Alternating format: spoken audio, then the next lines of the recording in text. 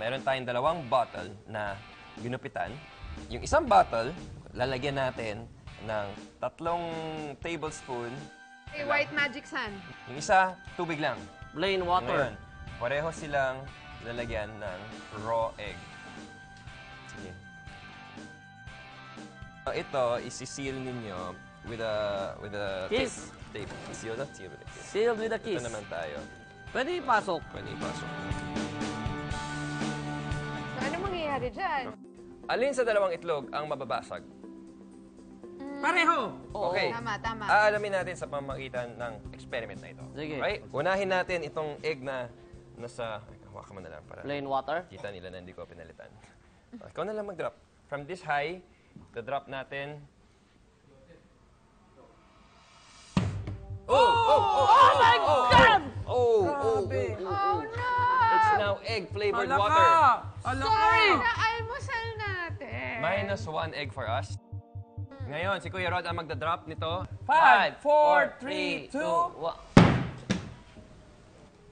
Wow! Go pa rin! Hindi siya nabasag! Wow! Go pa rin! Ang galing! Nung unang beses natin ginawa ang experiment, lumubog ang itlog sa tubig. Kasi mas mataas ang density ng itlog kaysa sa liquid na kinalagyan.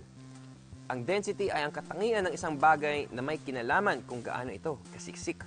Pag maraming mass o dami ng matter ang isang bagay sa loob ng isang space, dense ito. Kumbaga, mas siksik ang molecules nito. Para malaman ang density, kailangan i-divide ang mass ng isang bagay sa volume o space na inookupa nito. Nung nilaglag ang bote na may lamang itlog, tumama ang itlog sa ilalim ng bote at nabasag dahil sa impact.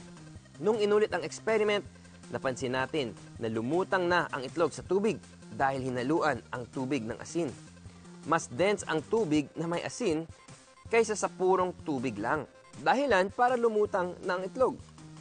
Kaya nung nilaglag din itong panibagong bote, hindi na nabasag ang itlog dahil hindi na ito tumama sa ilalim ng bote, kundi naproteksyonan mula sa impact dahil sa pagkalutang nito sa tubig na hinaluan ng asin. I believe!